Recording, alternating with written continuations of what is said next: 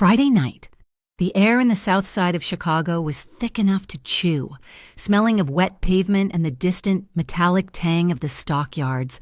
Rain hammered the single-pane windows of the Union Hotel, a place where men with calloused hands and tired eyes came to drink away the memory of their late shift. I am Nora Hale. By day, I sit in sterile lecture halls, learning to chart the human heart, how to stop a bleed, how to read the subtle signs of a body in crisis. I am a student of nursing. By night, I stand behind this bar, this long plank of scarred mahogany, and I pour whiskey, listening to hearts break in real time. The clock above the liquor bottles showed it was past 11 o'clock. The bar was quiet, just the low mumble of a baseball game on the television and the clink of glasses as I polished them. My mind was a million miles away, somewhere between renal failure and the utility bill I had to pay on Monday. Then the door swung open, bringing a violent rush of cold, wet air, and my sister, June. She looked tiny, like a ghost wrapped in a soaked jacket. Her blonde hair was dark with rain, clinging to her pale cheeks. She was shaking, her eyes wide and terrified, fixed on something just behind her. He followed her in. The air in the bar did not just get quiet, it died. The men at the far tables stopped talking. The game played onto an empty room. Matteo De Luca.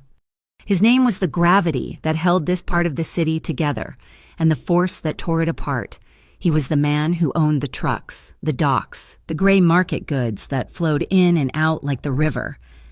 He was the man my father, a firefighter, had warned me about before he died. He was dressed in a simple, dark wool sweater. It looked soft. It probably cost more than my entire nursing program. The rain clung to the expensive fibers. He was not alone. 2 men, built like refrigerators and dressed in dark suits, flanked him. They did not look at anyone. They just scanned the exits. Matteo De Luca's focus was entirely on my sister. He walked her into the center of the worn linoleum floor, his hand not touching her, but guiding her with an invisible pressure. His voice was low, smooth, almost gentle. It was the most terrifying thing I had ever heard. I explained the terms. June. He said, he sounded patient. He sounded kind. The terms are not suggestions. They are the structure. June was trembling so hard I could see it from across the room. Please, she whispered, her voice cracking. I just need more time. The clinic, they changed my... He cut her off, not by raising his voice, but by smiling. It was a slow, thin smile that did not touch his eyes. You are a creature of excuses, he said, still quiet. He looked around the room, his gaze sweeping over the few patrons, over me. It was a look of profound disappointment, the kind a man might give a faulty piece of machinery. You are weak, and you waste my time. People who are weak, who waste the time of others, they do not deserve second chances. He was insulting her. He was standing in public, under the buzzing fluorescent lights, and tearing down everything she was fighting to rebuild. I saw her hand tremble as she clutched her purse. My blood did not just get hot, it evaporated. I did not plan, I acted. My hand closed around the old-fashioned I had just built for a customer who had not yet claimed it, a heavy, thick-bottomed tumbler. The ice was solid. The scent of bourbon and bitters was strong. I stepped out from behind the dark, scarred wood of the bar. I walked right up to him. He turned, surprise flickering in his dark eyes for just 1 second. I threw the drink. The amber liquid arced through the air and hit him square in the chest. The ice cubes bounced off the dark wool. The glass, heavy and solid, slipped from my wet fingers and shattered on the floor. Silence, absolute, terrifying silence. The only sound was the drip of bourbon from his sweater onto the broken glass. The air exploded with the scent of 100-proof whiskey, the sweet spice of orange bitters, and the sharp, clean smell of the orange. It mixed with the damp wool of his clothes. The 2 men beside him moved. They did not reach. They did not hesitate.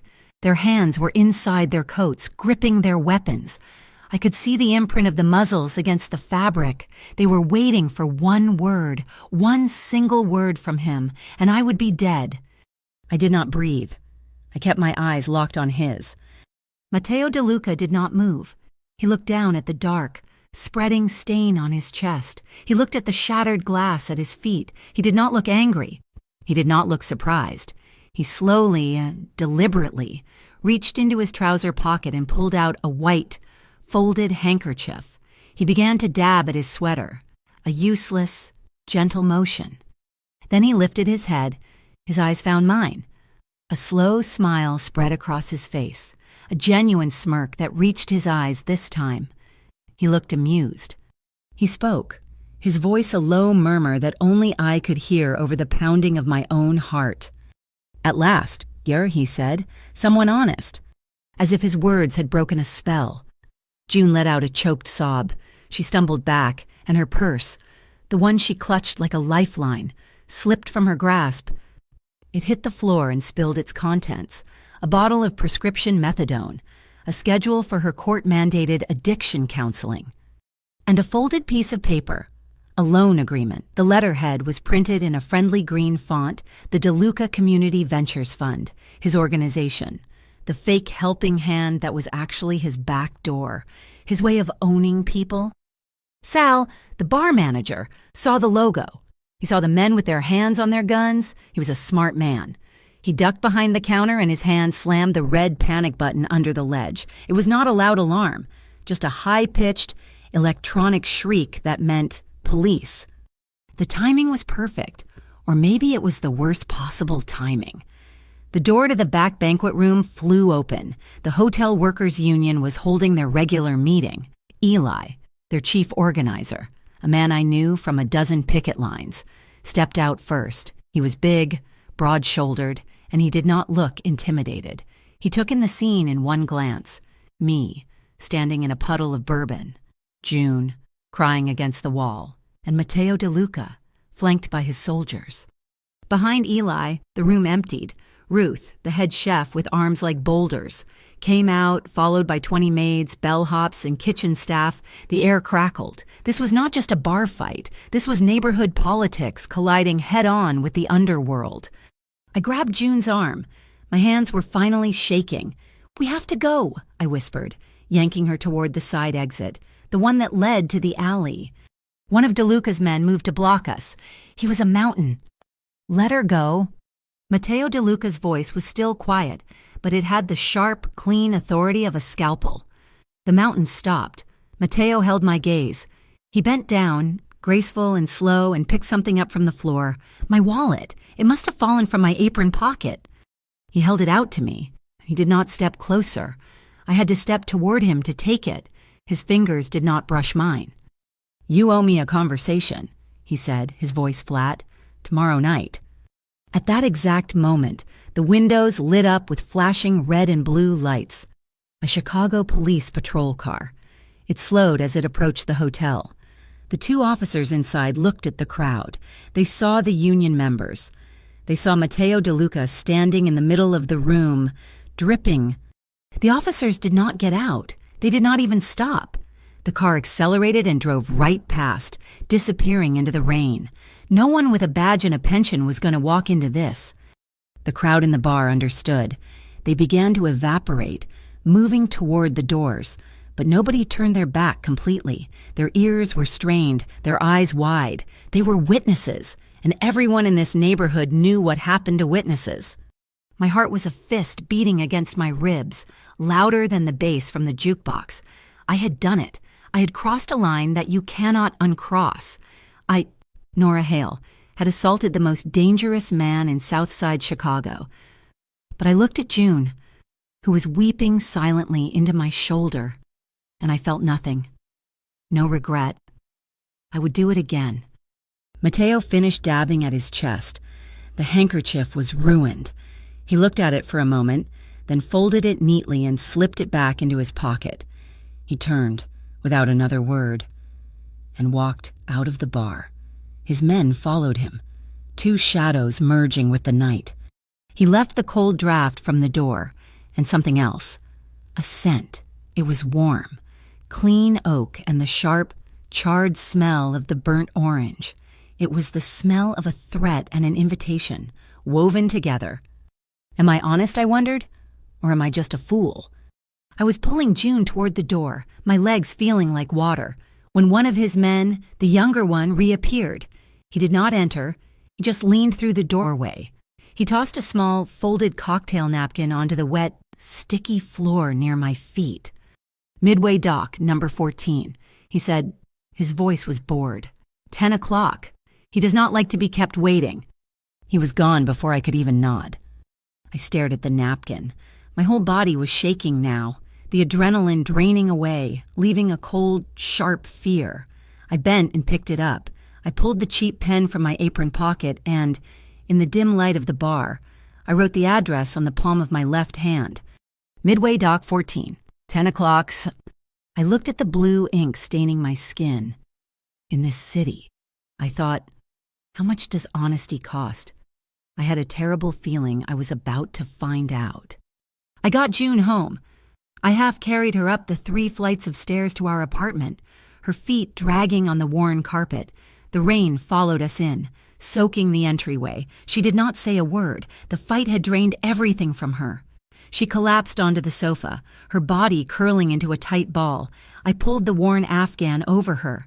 Within a minute, her breathing steadied, shallow but regular. She was asleep. I stood there, dripping onto the floor, my apron still smelling of spilled bourbon and bitter orange. My hands were shaking.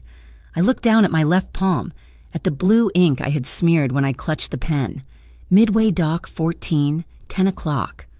How did we get here? How did my life, a careful, grueling routine of anatomy, textbooks and whiskey sours, crash into the man who ran the South Side? It started a week ago. No, that is not true. It started 15 years ago. It started the night my father died, and he was a firefighter, crew chief at Engine 51. He was all about structure, about rules. He was a good man. There was a fire at a warehouse, complex down by the river, a massive 5-alarm blaze that lit the sky orange for miles. The official report, the one I read until the paper turned brittle, called it faulty wiring. The neighborhood called it something else. They called it DeLuca. The rumors were thick and persistent, like the smoke that clung to our clothes for weeks after the funeral. They said DeLuca Sr., Mateo's father, torched his own property. He needed the insurance money to fight some internal war. My father went into that building to find a man the report said was trapped. He never came out. My mother could not stand the silence of the apartment, the smell of smoke that she swore lingered in the curtains. She left 6 months later. She left me, at 10 years old, and June, who was only 5. She left us with a paid-off mortgage and a legacy of ash. So I built a life out of what was left. I am Nora Hale. I am a second-year nursing student at Chicago City College. I spend my days learning the precise Latin names for every bone, every nerve. I learn how to insert an intravenous line into a collapsing vein, how to keep a heart beating, how to listen to the body's quietest whispers of distress. I believe in science. I believe in protocol. At night, I am a barmaid at the Union Hotel. I stand behind the mahogany, and I serve men who smell like my father, men who work with their hands. I serve them liquor to dull the ache in their backs and the fear in their hearts. The 2 jobs keep me balanced. The hospital is about saving lives. The bar is about surviving them. Every dollar, every single tip, goes into an account. It is the June Fund. It is for a private rehabilitation program, a place with green lawns and actual doctors, a place that cannot be shut down by a politician's pen. June had been clean for 8 months, 243 days. We had a calendar. We were marking them off. Her laugh was starting to sound like her own again. We were planning to get pancakes to celebrate. Then the letter arrived. It was printed on cheap, gray paper from the city. The state budget had been slashed. The public methadone program, the one that kept June tethered to the world, was being restructured. Her counselor was laid off. Her spot was gone. I came home from my clinical rotation and found her in the bathroom. She was not crying. She was just sitting on the floor, staring at the wall, The air smelled of burnt foil and sweet, chemical smoke. It was the smell of my own personal failure. "I fixed it. Nora," she whispered, her voice rough. She'd been crying. She held out a pamphlet. It was glossy, printed in a cheerful, reassuring green. The DeLuca Community Ventures Fund, helping our neighborhood grow. My blood did not just run cold, it froze solid in my veins. I have one rule, one single unbending principle that I repeat to myself every night as I lock the cash register. You do not compromise with the people who sell despair to the poor. You do not negotiate with the sickness. And Matteo DeLuca, the heir to the man who burned my father alive, was the merchant king of despair. "June, no," I said. My voice was calm, my nursing voice. Never alarm the patient. "He was nice. Nora," she insisted, pulling away. She meant the loan officer. "He was not like those other payday places. He was kind. He said they were on time. On their word. No yelling, no hitting." That was her baseline for human decency. No hitting. My heart broke all over again. I took the paperwork from her. I am not a lawyer, but I am a student. I am trained to read charts, to look for the anomaly, the symptom hidden in the data. The interest rate was low, suspiciously low, maybe 8%. But the fine print was where the real trap lay. It was not a simple loan. It was a contract to receive the $500. June had to agree to sign up for a new payday advance application on her phone, a digital wallet service. It had a cartoon pig on the logo.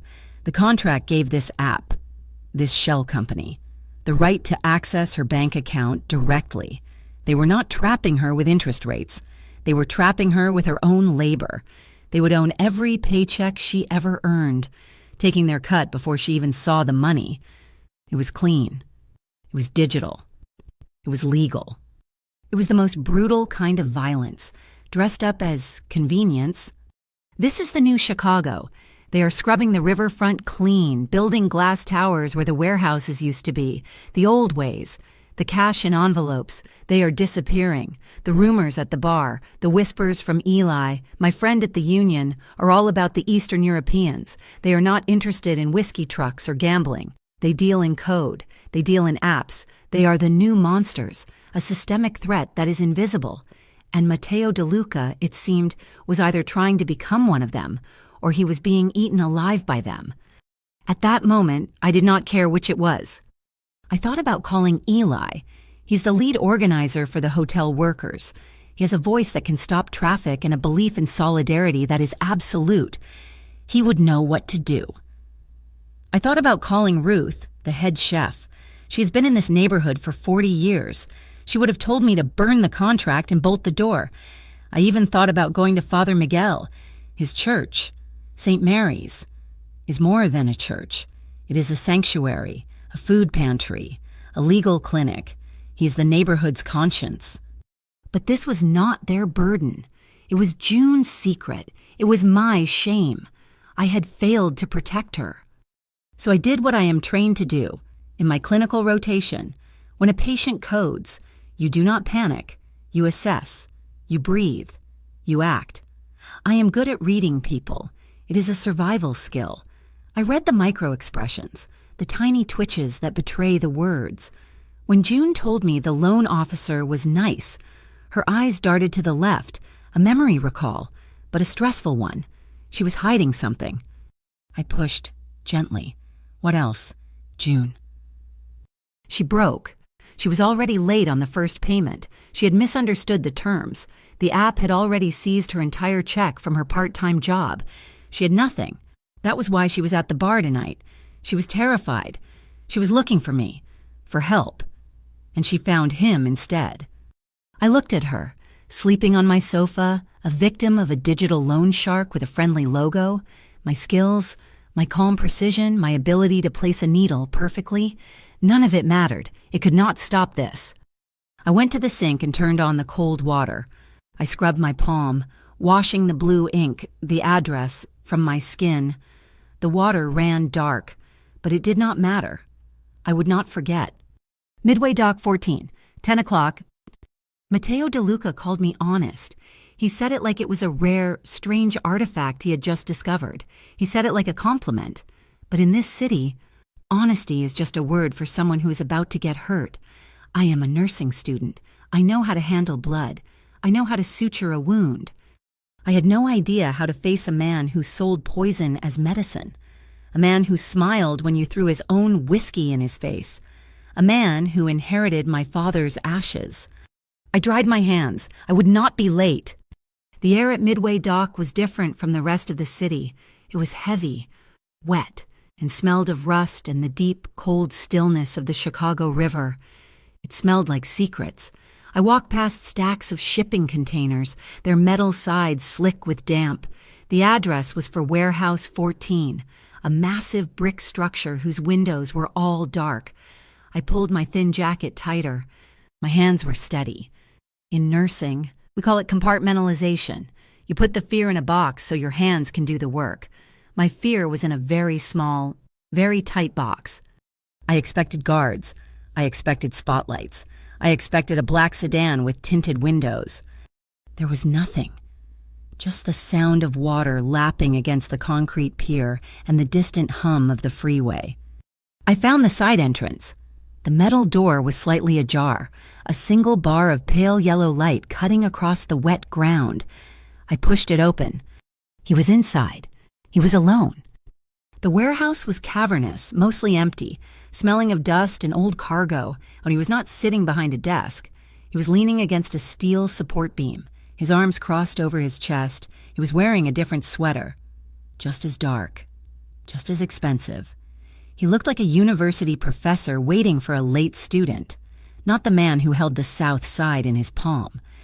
I stopped about 20 feet away from him. I did not want to get any closer. I did not want him to smell the fear I was keeping locked down. He did not waste time with greetings. He just watched me for a moment, his head tilted. "Why did you throw the drink?" he asked. His voice was quiet, conversational, but it echoed slightly in the vast, empty space. I had rehearsed a dozen different answers. I had planned to be cold, defiant, angry, but his simple, direct question disarmed me. He had not asked why I was brave or why I was stupid. He asked why I did it. "You humiliated my sister," I said. My voice was steady. I was proud of that. "You called her weak. You stood in a public room and tore her down just to sell her a debt contract." Matteo DeLuca pushed himself off the beam and took a few steps toward me. He stopped when I tensed. He held up a hand, a gesture of peace. "I did not sell her a debt," he said. He sounded tired, a deep, profound weariness that did not match his face. He smiled, that same thin, weary smile from the bar. "I sell discipline. Your sister lacks it." "She is sick," I said, my voice rising. "She is not weak. She is sick, and your organization is preying on her." "Is it?" he asked. He walked over to a small metal table I had not noticed. On it sat a single, neat manila folder. He picked it up and held it out. I did not move. He sighed, then tossed the folder onto the concrete floor. It slid and stopped at my feet. "Pick it up, Nora," he said. I stared at it. I could feel the trap closing, but I bent and retrieved the file. I opened it. It was June's loan. It was exactly as I remembered. $500, the cheerful green logo, and the interest rate, 8%. "That is lower than any bank in this city would offer her," Matteo said, reading my thoughts. "It is lower than a credit card. I am not a loan shark. I am a solution." "This is not a solution," I said, flipping the page to the fine print. "This labor consultation clause, this app." "That," he said, "is the discipline." He pointed at the paper. "Your sister has no collateral. She has no credit. She has only her time. The agreement is simple. She borrows from me, she works for me, or for my associates. The app assigns her shifts at businesses that are part of my alliance. Kitchens, cleaning crews, warehouses. She works off the debt. It is structured. It is fair." "It is slavery," I said, the word tasting like acid. You force her to take terrible shifts at all hours. You ruin her chances of holding a real job. You own her." He was quiet for a long time. "The world is not a kind place. Nora, you work in a hospital. You should know that. I am offering structure where there is chaos." She broke the terms. She missed her shifts. The humiliation, as you call it, was the consequence. I closed the file. "So you are just a very organized monster." He laughed, a short, dry bark that echoed, "Maybe, but I am a monster with a problem, and you are going to solve it." I looked at him. "I'm not going to do anything for you." "Yes, you are," he said, "because if you do, I will take this." He tapped the folder I was holding. "And I will burn it. June's debt, gone. The app deleted from her phone. She will be free of the discipline." My heart hammered. This was it. The price. "What do you want?" "City Hall," he said. The word filled with disgust. "They are worried about their public image. They are pressuring me. They want me to prove I am a legitimate businessman, a community partner." He almost spit the words. "They are forcing me to create an independent community oversight committee. It is nonsense. A public relations game." "And what does that have to do with me?" "I need a secretary for this committee," he said.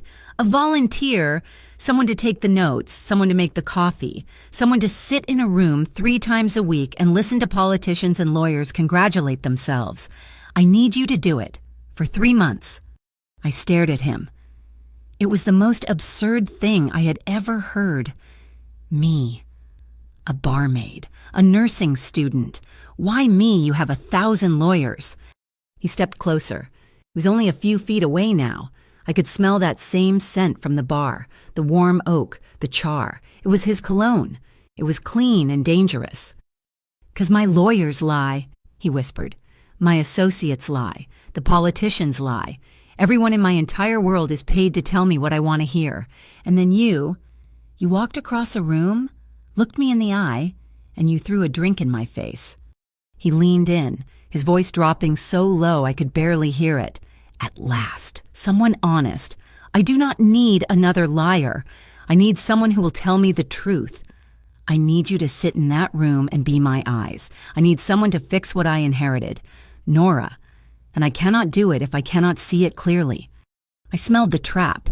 It was a big, obvious, steel-toothed trap. He wanted to put me on his payroll, even as a volunteer. He wanted to own me, just like he owned June, but with a different kind of contract. But as the fear screamed at me to run, my mind, my cold, calculating nurse's mind, saw something else. An opening. If I was in that room, I would not just see the politicians. I would see the books. I would see the network. I would see the names of the businesses in his alliance. I would see exactly how this digital loan shark app worked. He was handing me the key. "One condition," I said. My voice did not shake. He nodded, waiting. "June," I said. "You said you would wipe the debt. I want more. She is protected. No one from your world ever speaks to her again. No one comes to our house. No one looks at her. She is off limits. Completely." He held my gaze. I did not blink. I was taking her vitals, and I could not look away. "You have my word," he said. He did not offer his hand. He just gave a single, sharp nod. The deal was done. "I will have the details of the first meeting sent to you," he said, turning away. He was dismissing me. I walked out of the warehouse. I did not run. I walked, one foot in front of the other, down the pier, past the silent containers. I did not breathe freely until I was back on the street, under the sickly yellow glow of the streetlights. I had just made a deal with the man who probably killed my father. I had traded my time for my sister's freedom. I was halfway home when I noticed it. A car, an old Dodge, maybe from the 1990s. It was dark. Its paint chipped. It was 2 blocks behind me. I turned right. It turned right. I turned left. It turned left. It was not one of Mateo's cars. His cars were new, black, and obvious. This one was a ghost. It felt different. I ducked into a 24-hour convenience store. I walked straight to the back, by the refrigerated milk, and waited, my heart pounding. The Dodge slowed as it passed the store, then sped up and disappeared. My hand was shaking as I paid for a bottle of water I did not want. I stepped back outside. The street was empty. My phone vibrated in my pocket. I pulled it out. A text message. Blocked number. Just 5 words. DeLuca is not the biggest threat. I stared at the screen, the blue light illuminating my face. The first person I went to see was not June. I went to the Union Hall. It was late, but the lights were still on. Eli was there, as I knew he would be. He was sleeping on his desk, his head resting on a stack of flyers. I shook him awake. "Eli, I need to talk to you." He sat up, rubbing his face, his eyes instantly sharp. "Nora, what is wrong? You look like you saw a ghost." "Worse," I said. "I just took a job with Matteo DeLuca." I told him everything. The bar, the dock, the committee, the debt. Eli did not interrupt. He just listened, his expression growing darker. When I finished, he stood up and started pacing. "It is a front. Nora, of course it is a front, he said, slamming his hand on a filing cabinet. "We've been hearing rumors for months. The federals are sniffing around. They are building a case. Rico, probably. DeLuca is trying to look legitimate. This committee is his laundry. He's going to wash his reputation using good, honest neighborhood people." "I know," I said, "but he is wiping June's debt, and I will have access. I can see how it works." "Access to what?" Eli snapped. "A prison cell, Nora. You cannot go in there alone. These are not just street thugs. This is organized. This is corporate." "Then what do I do?" I asked, my voice finally cracking. "He has her. He had her." Eli stopped pacing. He looked at me, his eyes softening. He put his big, warm hand on my shoulder. "You are not alone," he said. "This is what the union is for. This is what solidarity means. You are going in. Then I am going in with you." "How?" "DeLuca needs community partners." "Right," Eli smiled, a grim, determined smile. "I am the union. I am the community. I will demand a seat at that table. If he is building a front, we will be the ones to find the back door. We will go in together, and we will tear his whole rotten house down." The first meeting of the Community Oversight Committee was not held at City Hall. It was held in the basement of St. Mary's, the church run by Father Miguel.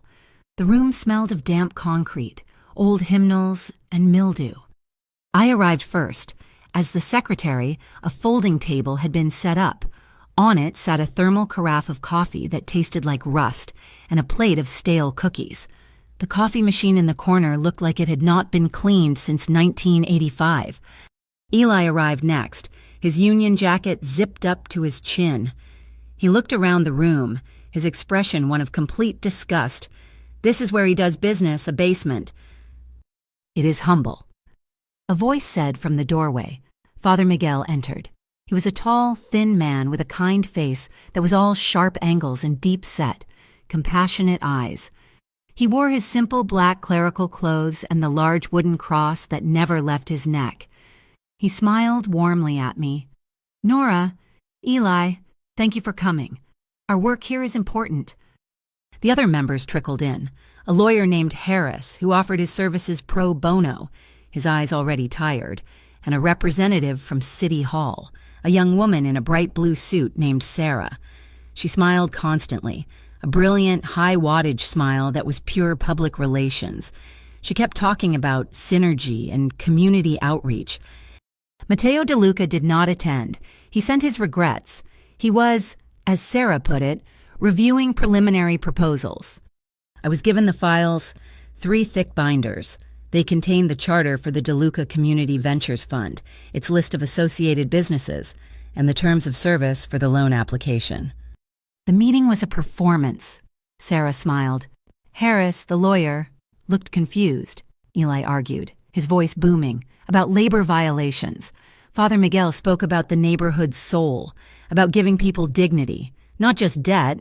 I said nothing. I just made the coffee, I took the notes, and I watched. That night, I took the binders home. June was at a meeting, her first one since the incident at the bar. She was really trying. I sat at our small kitchen table, my nursing textbooks pushed to one side, and I opened the binders. It was just like reading a patient's chart. You do not look at the main complaint. You look at the labs, you look at the history, you look for the anomaly. The DeLuca Community Ventures Fund was a ghost. It had almost no capital. It was a front, just as Eli had said. The real money was not coming from Mateo. The loan application, the one with the cartoon pig, was operated by a different company, a tech firm with an address in Delaware. I kept digging. By 2 a.m, I found it. The Delaware company was owned by a shell corporation in Cyprus, and that corporation was owned by a holding group with ties to an Eastern European tech syndicate. Mateo DeLuca was not the monster. He was the middleman.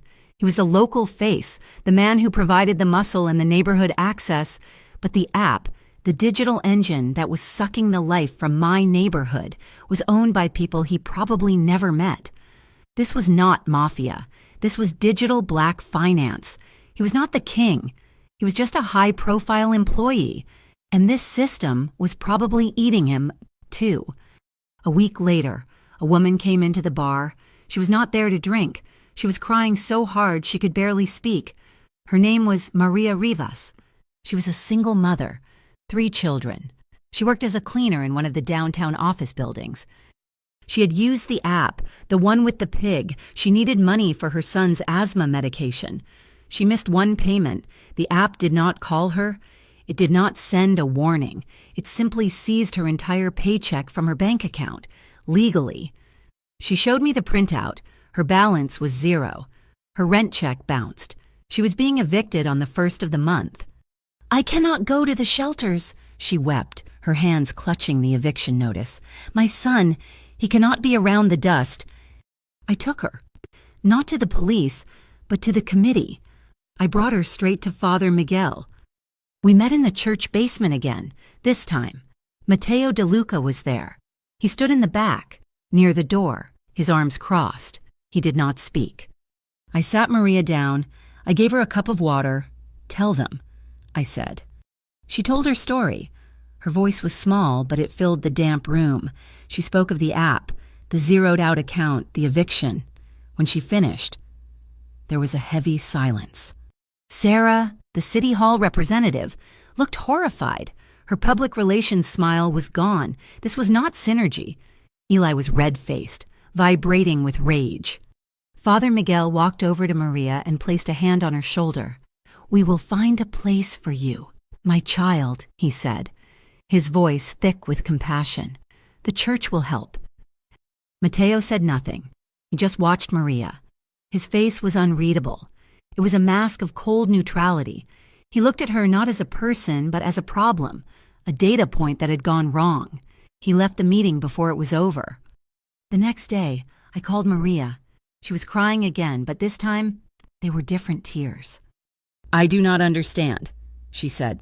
"A man came from the landlord. He said the rent was paid. He said it was paid for 3 months. He said it was an anonymous donation to the building fund. Nora, who did this?" I knew.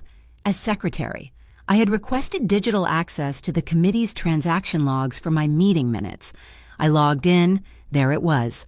A transfer from a secondary account under DeLuca Holdings, routed through 3 different subsidiaries and landing in the account of Maria's landlord. Mateo had fixed it. He had done it silently, covering his tracks, cleaning up the mess his own machine had made. He did not want credit. He just wanted the problem gone. The small victory felt like acid. He was paying for the damage, but he was not stopping the machine. 2 nights later, my world fell apart again. I was at the library, studying for an anatomy final, when my phone rang. It was June. She was incoherent. I could hear her sobbing, the words tearing out of her. "He's gone. Nora, he's gone. He promised he would wait. He's gone." I ran the 6 blocks to our apartment. I found her on the bathroom floor. Her friend, the one she went to meetings with, had relapsed. He had been clean for a year, and he went to sleep and he did not wake up. An overdose. June's grief was a tidal wave. It drowned her 8 months of sobriety in an instant. She was holding a small, crumpled piece of foil. "I cannot," she whispered, looking up at me, her eyes destroyed. It hurts too much. I cannot do it. I went into nurse mode, vitals, pupils, respiration. She was fading. I grabbed her, pulling her to her feet. "No," I said, my voice hard. "You will not. I will not let you." I half dragged, half carried her out of the building and into a cab. "Mercy Hospital," I yelled. The emergency room was a war zone. It was Saturday night, Masai. It smelled of blood and antiseptic and unwashed bodies. A man was screaming from a gurney. A child was coughing. The triage nurse looked at June with dead eyes. "It will be at least 4 hours," she said, not even looking up. "She is a potential overdose," I said, using my clinical voice. "Her respiration is shallow. She needs to be seen now." "So does everyone else," and the nurse said. I was about to start screaming when I felt the air change. The noise of the room seemed to drop, the way it had in the bar. I turned. He was there, Matteo De Luca. He was standing by the ambulance bay doors, 10 steps away. He was still in his dark suit from whatever meeting he had been in. He looked completely out of place, a wolf in a sheep pen. He did not look at me. He did not look at June. He walked straight to the billing administrator's desk. He spoke quietly for less than 10 seconds. I saw him slide his card, a black piece of metal, across the counter. The administrator, a woman who looked as tired as the triage nurse, suddenly stood up straight. She nodded. She picked up a phone. "Gurney," she called out. "Room 3, now." Within a minute, June was taken back. A doctor saw her instantly. Matteo did not follow. He just stood by the doors, a silent sentinel. He was watching. He was ensuring his promise was kept. June was protected. He was paying the bill. He was fixing the problem. He did not speak to me. He just met my eyes from across the chaotic room. He gave one sharp nod, the same nod from the warehouse. Then he turned and was gone, vanishing back into the night. I sat in the plastic waiting room chair, my hands smelling of June's sweat and my own fear. My phone vibrated. Another blocked number. This time, the message was longer. "Do not trust anyone wearing a cross. He takes the confessions, but he serves a different God." I stared at the words. Father Miguel. It was impossible. He ran the food pantry. He ran the shelter. He was the one person in this neighborhood everyone trusted. I had just sat in his basement. I had brought Maria Rivas to him. He was the one who spoke of dignity and compassion. It was a lie. It had to be a lie. But the message was specific. I was still reeling when Eli found me. He had heard about June. "How is she?" he asked, his voice low. "She is stable," I said, my voice hollow. "They are keeping her for observation." "Good," he said. He sat beside me. "Because we have work to do. I am not letting what happened to Maria Rivas happen again. I am calling a community meeting at the church." "Eli, maybe not the church," I said, my mind spinning. "It has to be the church," he insisted. "It is the only place big enough. Father Miguel already agreed. We are organizing. We are going to expose this app for what it is. You, me, and the Father. We will draft a petition. We will get City Hall to audit this entire predatory system." He was so certain, so full in his belief, I could not tell him. I could not tell him about the anonymous text, about the seed of suspicion that was now planted deep in my gut. I looked at Eli, his honest, determined face, and I agreed. We would fight. The meeting was packed. Eli was magnificent. He spoke with fire. I presented the data, the charts showing the flow of money to Cyprus, the predatory terms. Father Miguel closed the meeting with a prayer for justice. The City Hall representative. Sarah was pale. She saw the news cameras at the back of the room. She stood up and promised a full, immediate audit of the app. We had won. It felt like a victory. It lasted one night. The next night, the rain came back, a cold, driving storm. I was working at the bar when my phone rang. It was Eli. "They cut the power!" he yelled over the wind. "At the women's shelter, the one Father Miguel runs, the backup generator is fried. Someone sabotaged it. Nora, it is freezing in there. There are babies." I ran. I got there in 10 minutes. The shelter was dark. Women were huddled in the lobby, wrapped in blankets. Father Miguel was pacing, his phone to his ear, his face frantic. A large flatbed truck pulled up to the curb, its headlights cutting through the rain. It was not a utility truck. Matteo DeLuca jumped out of the driver's side. He was not wearing a suit. He was wearing jeans and a heavy work coat. He walked to the back of the truck, where a massive industrial generator sat. "Where is the hookup?" he yelled to Father Miguel. His men were not with him. He was alone. He started unstrapping the generator himself, the rain plastering his dark hair to his head. I just stood there, stunned. He was helping. He was here, in the street, doing the work. Then I heard it, a sound that was not the rain, a sharp, dry crack. A spark flew from the brick wall, not 3 inches from Matteo's head.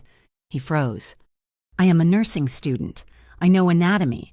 I knew exactly what that bullet would have done to his skull.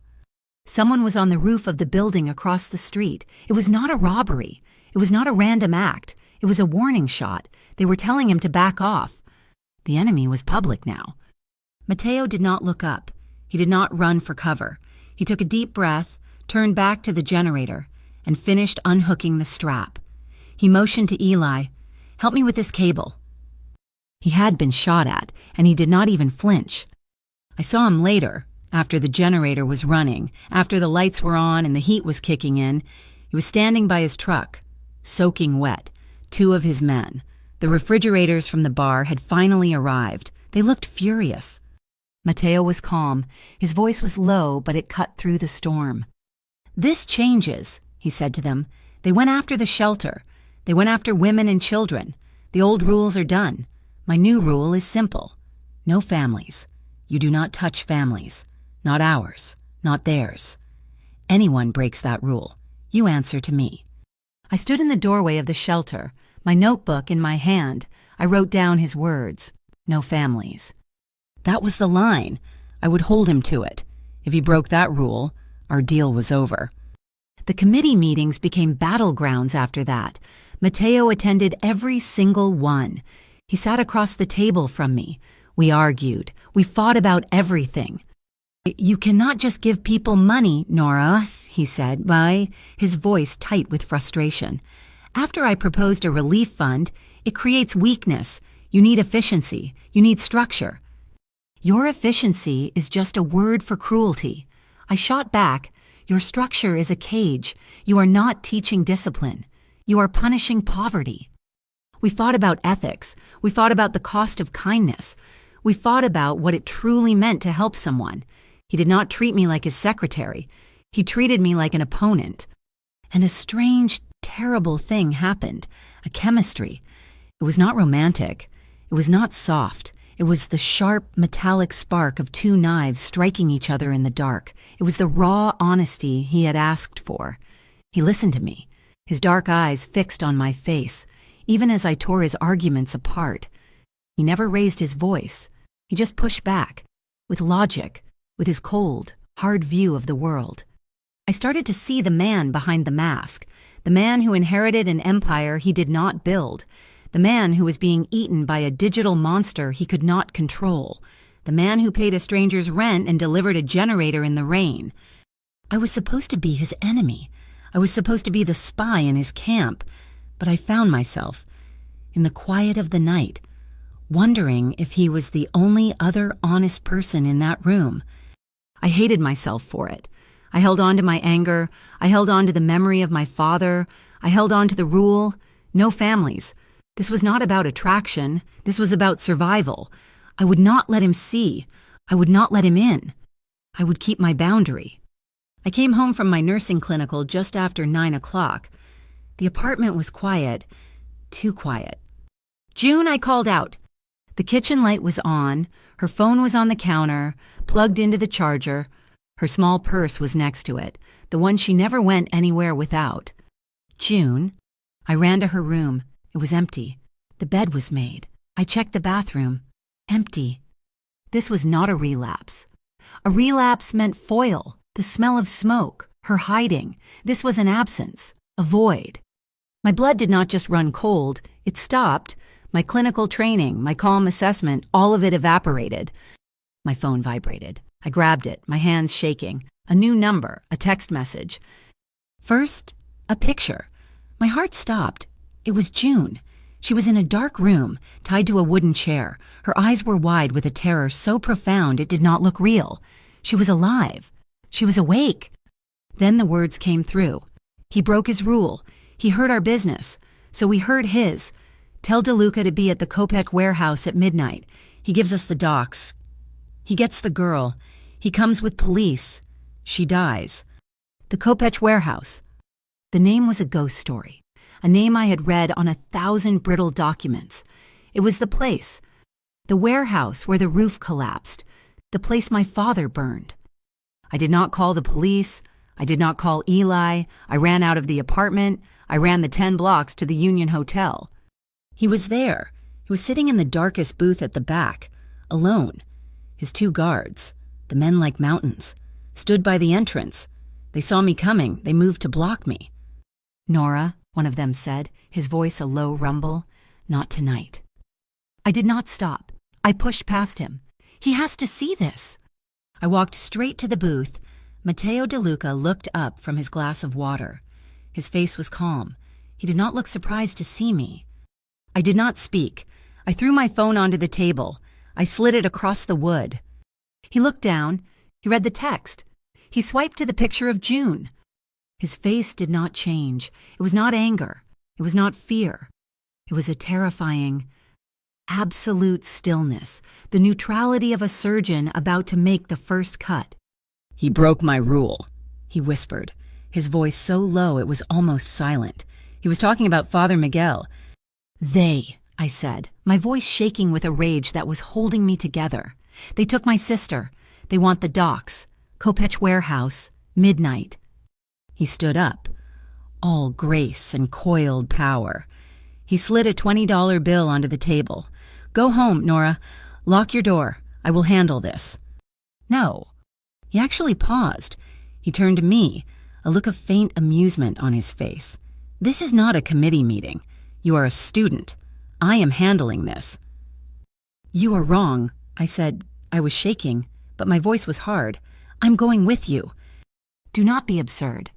"I know that building," I said, my words coming fast.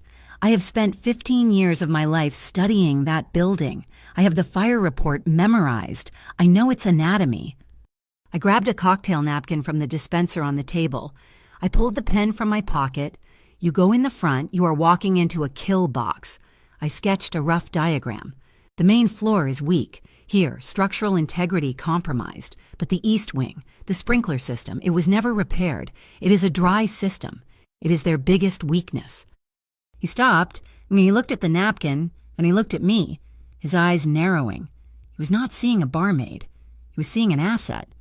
"And the basement," I continued. "The fire access tunnel my father used. It floods when the river is high. The rain last night. It will be 3 feet deep in water. It is a death trap." "You know its weaknesses," he said slowly. "I know why my father never came out," I corrected him. "They took my sister. I am going." He stared at me for a long, hard second. He made a decision. "You will not go in," he said. It was not a request. "You will be my medical support, my peripheral command. You will stay outside. You will not move. You will not speak unless I speak to you." He reached into his pocket and tossed something onto the table, a small, black earpiece. "Understood." "Understood," I said. We arrived at 11:45. The warehouse was a black hole against the dark sky, a monument to my childhood nightmares. Matteo was not alone. He had 4 men, all dressed in black, all moving with a silence that was terrifying. He placed me behind a stack of rusted oil drums, a good 200 yards from the side entrance he planned to use. "Do not move," he commanded. I put the earpiece in. It crackled to life. I heard his breathing. I heard the crunch of gravel under their boots. "We are in," his voice whispered in my ear, and then they were gone, slipping into the blackness of the building. I waited. The air was cold. It smelled of the river, of wet rust and old stone. And something else. It was faint, a sharp, stinging smell that caught in the back of my throat. Ammonia. I crept closer, my nurse's training kicking in. I sniffed the air again. Ammonia, and something else, like bitter almonds. No, chlorine. I knew that smell. I knew that combination. In the hospital, we used them separately for cleaning. Together, they created chloramine gas, lethal. "Mateo," I whispered, my hand cupping the tiny microphone on my collar. "It is a chemical trap. The sprinklers, they are not dry. They are rigged. It is not water. It is ammonia and chlorine. Get out." There was a second of silence. Then a new sound. A loud click. A feedback squeal. And a voice. Not Mateo's. A voice that was amplified, echoing from speakers mounted on the warehouse. The little nurse is very smart. The voice was kind. It was warm. It was the voice of Father Miguel. "Welcome, Mateo." The voice boomed, dripping with false compassion. "A shame you brought a guest. I had hoped for a private confession." "Miguel." Mateo's voice was ice in my ear. "You came to my shelter, Mateo," Miguel said. "You brought your generator. You thought you were helping, but you are just like your father. Filth. This neighborhood does not need another gangster. It needs a savior. It needs me." "You took her," Mateo said. "A civilian. You broke the rule." "I'm not bound by your rules." Miguel's voice cracked with sudden, screaming rage. "I'm doing the work of God, that app. That beautiful, clean machine. It washes the money. It turns their sin into capital. Capital that I use to feed the poor, to house the mothers. I take the sin of the app, and I purify it through my charity." He was laundering the money. The Eastern Europeans provided the app, and he provided the moral cover. He needed Mateo gone. He needed to be the only one left. The saint. "The docs, Mateo," Miguel yelled, "or the girl burns with you." I looked at the bag Mateo had left with me. Gauze, saline, and a small, handheld community radio, the one Eli used for organizing. My heart was pounding. I had an idea. I had set up a low-band transmitter for the community meeting to broadcast to the neighborhood watch teams. It was still in my bag. I pulled it out. I flipped the switch. I held the radio's microphone to my earpiece. "Father," I whispered, my voice shaking. "You used Maria Rivas's rent. You used the shelter money. You call that God's work." I pressed the transmit button. I was broadcasting my question and his answer to the whole neighborhood. Miguel laughed, his voice echoing from the speakers, now also echoing over the radio band. "My dear, honest Nora, you are so simple. It is a holy transaction. I take their despair, and I give them hope. What is a little dirty money compared to a saved soul?" "Now," Miguel's voice hardened. "Burn." A loud whoosh. I heard it over the earpiece. The sprinklers. "Nora," Mateo yelled in my ear. "The circuit box east wall, cut the power now." I ran. I did not think. I found the box, exactly where the schematics said it would be. It was heavy, rusted. I tore the cover off. I saw the main breaker. I put all my weight on it and pulled, The hissing sound stopped. Then, gunfire. A series of short, controlled bursts. Not a wildfire fight, an execution. I heard June scream. I broke my promise. I ran. I burst through the side door. The inside was chaos. Smoke filled the air. Not gas, just smoke. Sparks rained down from the rafters. I saw him. Father Miguel. He was backed against a wall by two of Mateo's men. He was holding his large wooden cross like a weapon, his face a mask of shocked disbelief. He truly believed he was untouchable. Across the room, I saw Mateo.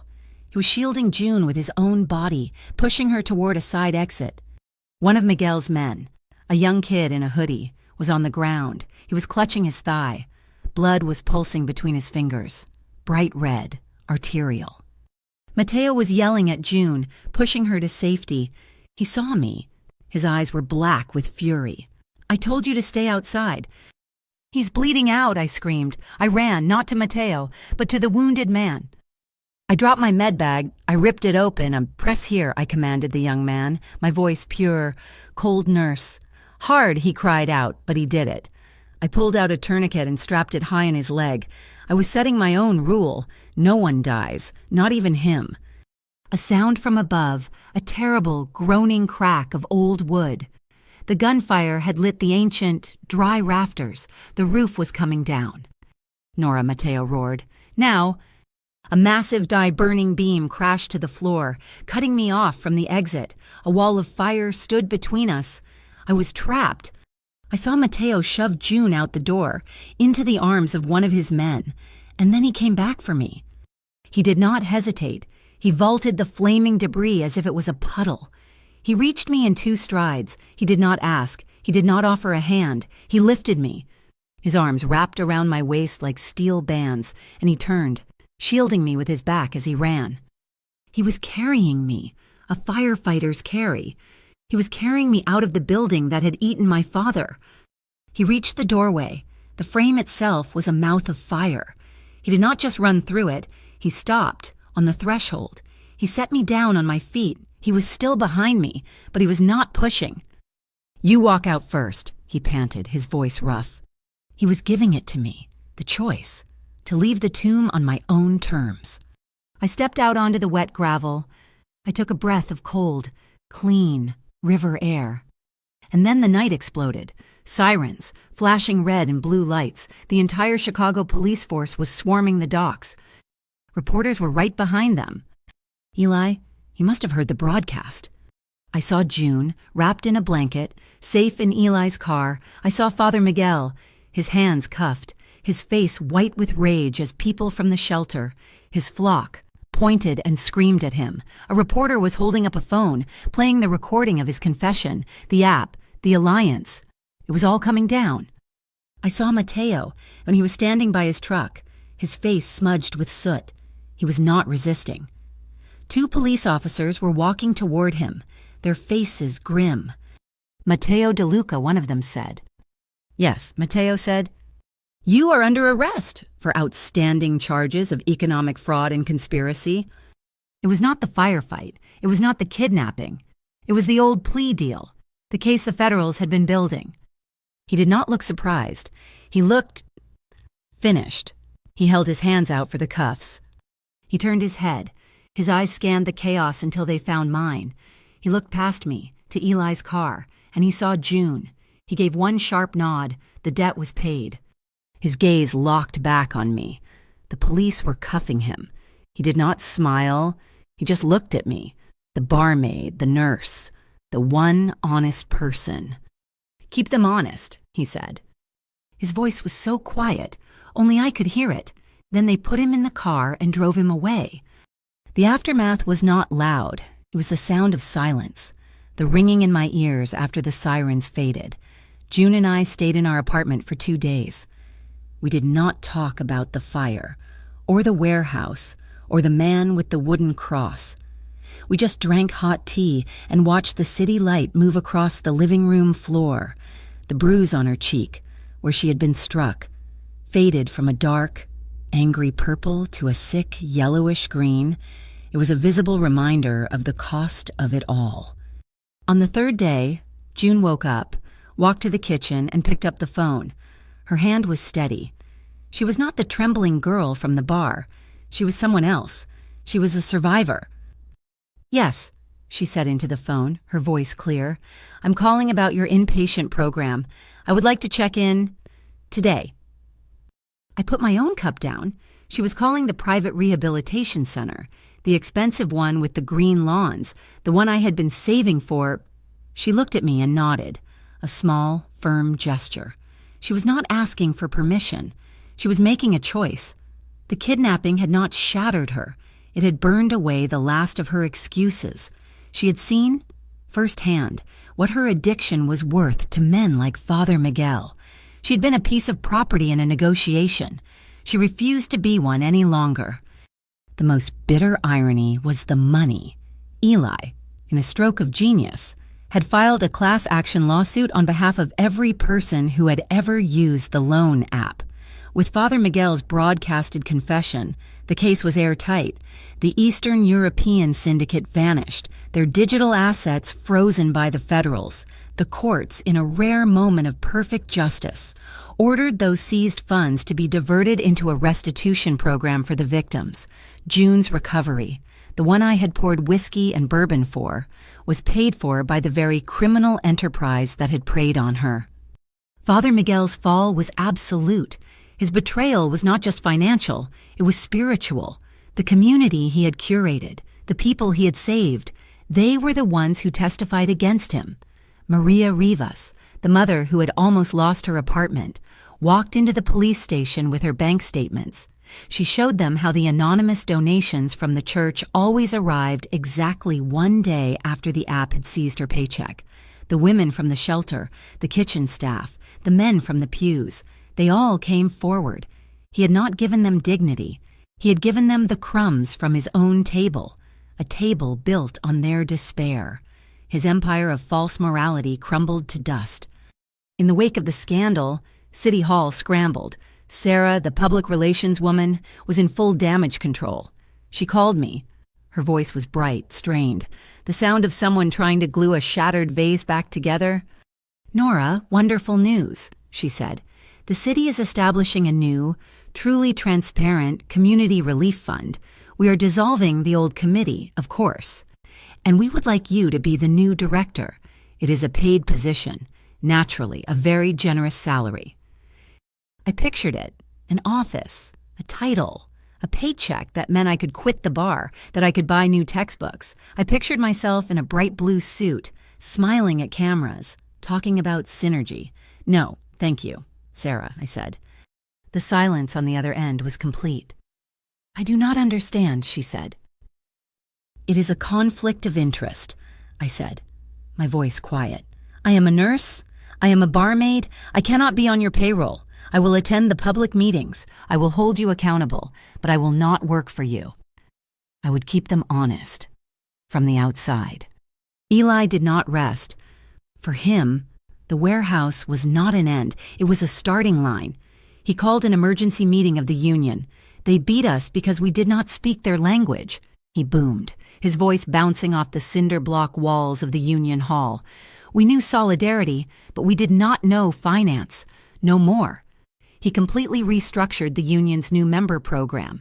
He added mandatory workshops, how to read a predatory loan agreement, how to spot a digital shark, building community credit. He was not just healing the wound, he was vaccinating the entire neighborhood. Matteo De Luca's fate was decided quickly. He took the plea deal, the prosecution, faced with my testimony that he had not fired a shot, that he had rescued June, and that I had administered aid to one of Miguel's men, dropped all the violent charges. His own rule, no families, had saved him. But he was not innocent. The original federal case for economic fraud and conspiracy stuck.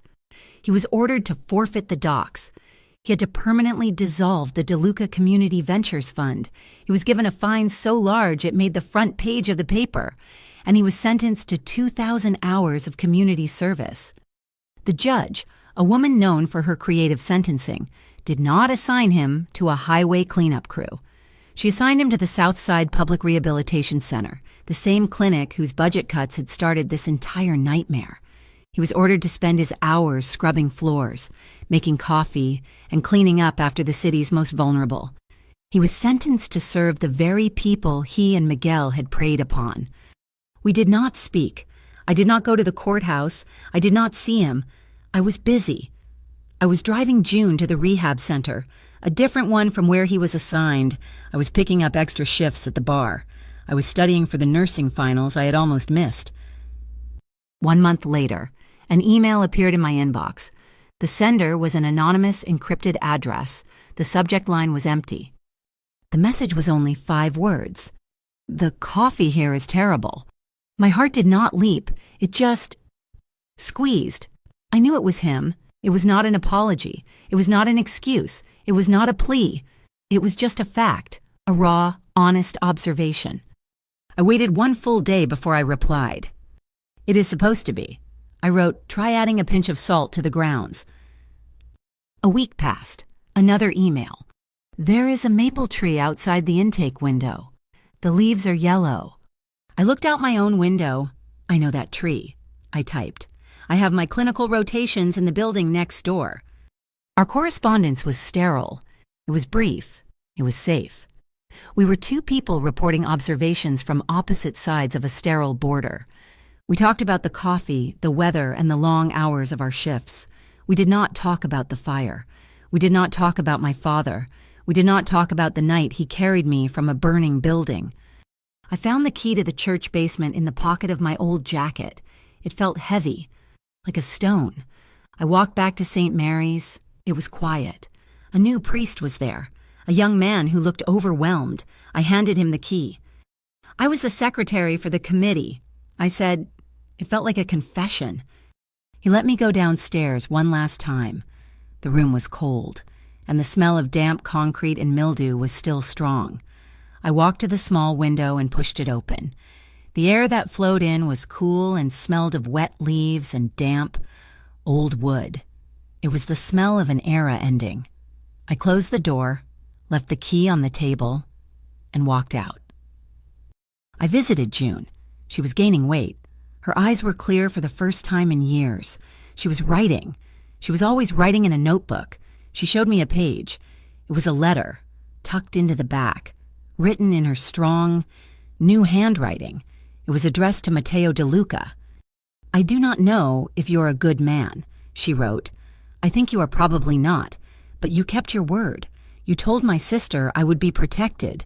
In that warehouse, I was a hostage. I was a thing. You could have used me. You could have left me to die. But you did not. You came back for me. Thank you for not making me a part of your war. Are you going to send it? I asked, handing the notebook back to her. She shook her head. No, I do not need him to read it. I just needed to write it. I passed my exams. I started my next rotation, this time at the free night clinic, the one that served the undocumented, the uninsured. The place was drowning. We were running out of everything. We were using expired bandages. I saw the article in the paper, a tiny column buried on page 6. Southside Clinic saved by anonymous donor. A single donation of $500,000, enough to keep the lights on for another year. The clinic organized a blood drive to celebrate. I volunteered, taking vitals, handing out cookies and juice. I was taping gauze to a donor's arm when I smelled it. It was not the sharp tang of antiseptic. It was not the metallic smell of the blood. It was warm oak and charred orange. I looked up, scanning the room, and he was not there. It was just nurses and donors and the tired, grateful staff. But the scent was thick in the air. He had been there. He had probably signed a false name, given his blood, and left. He was still cleaning up the mess. He was still paying his debts. Silently, in the places where the system had broken. The first snow of the winter fell on Christmas Eve. It was a quiet, clean snow, the kind that muffled the sounds of the city. I was at the night clinic, my feet aching inside my nursing shoes. The clinic, the one his anonymous donation had saved, was quiet. Most people were home. We only had a few patients, mostly men seeking shelter from the cold.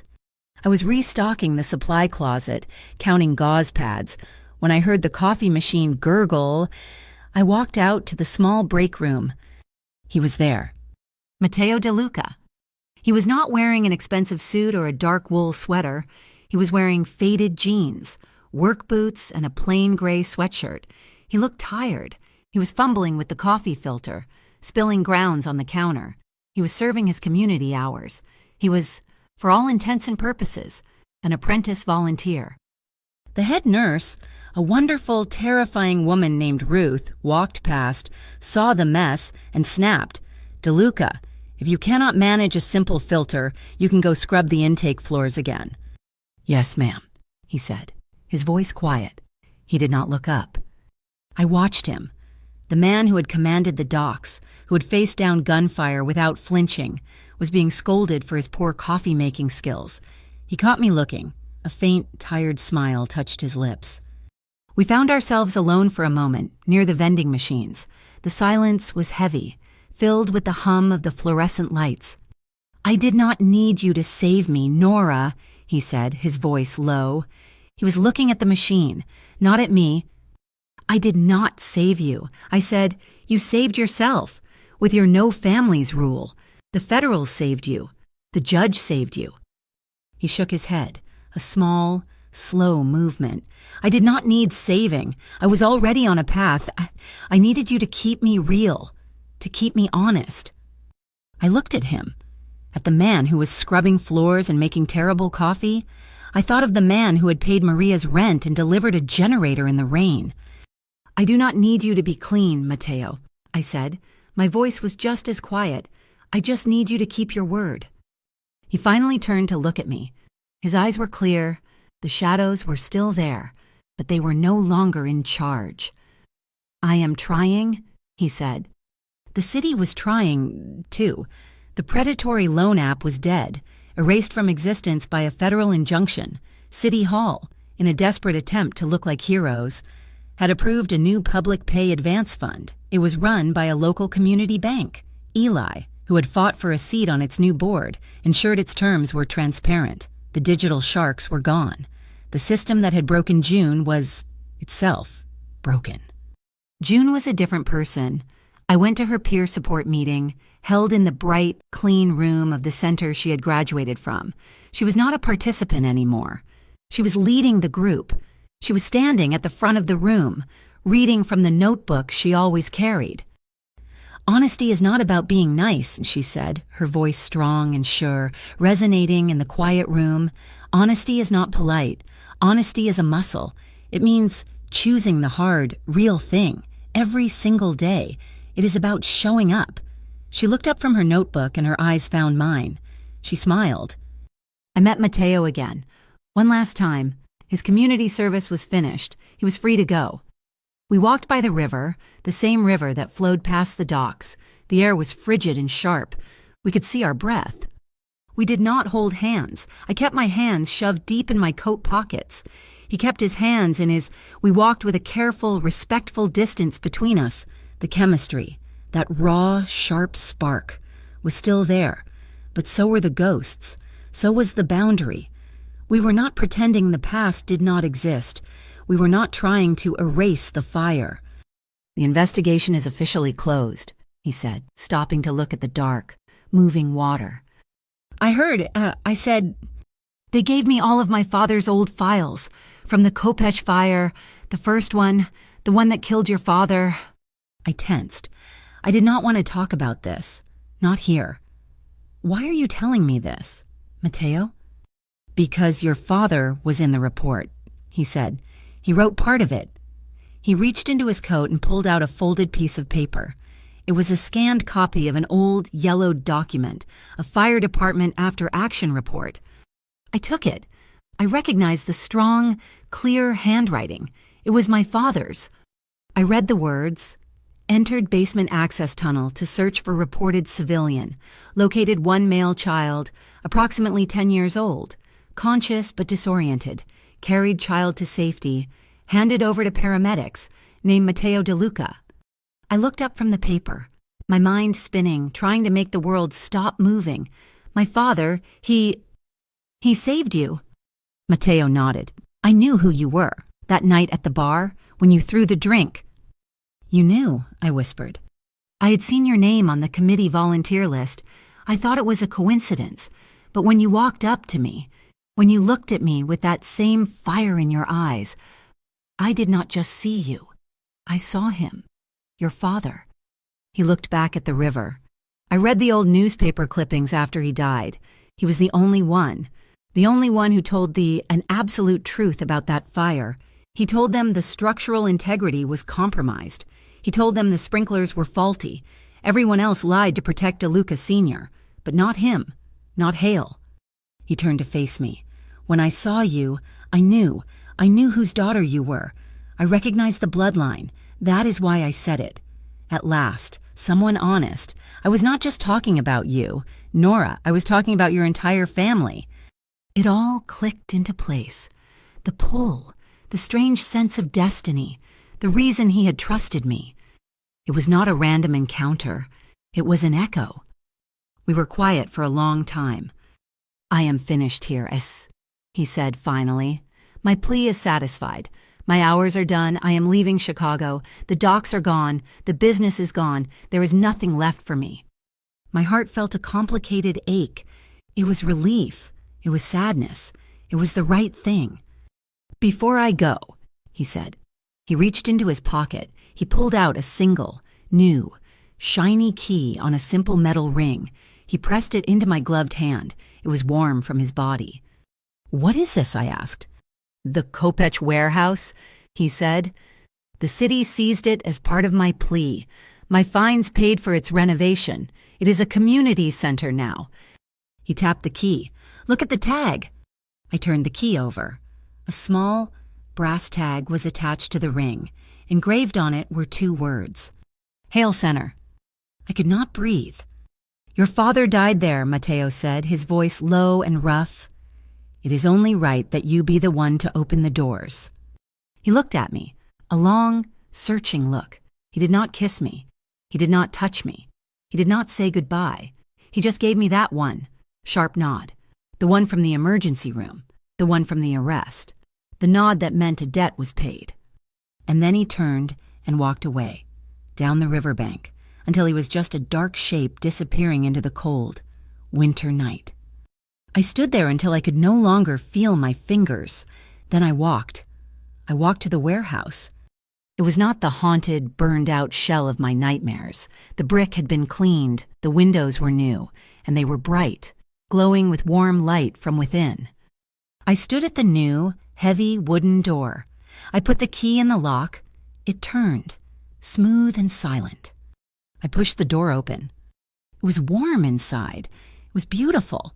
There were shelves of books. There were computers for children to do their homework. In the back, where the fire had been the worst, there was a small, clean, clinical space. The smell hit me.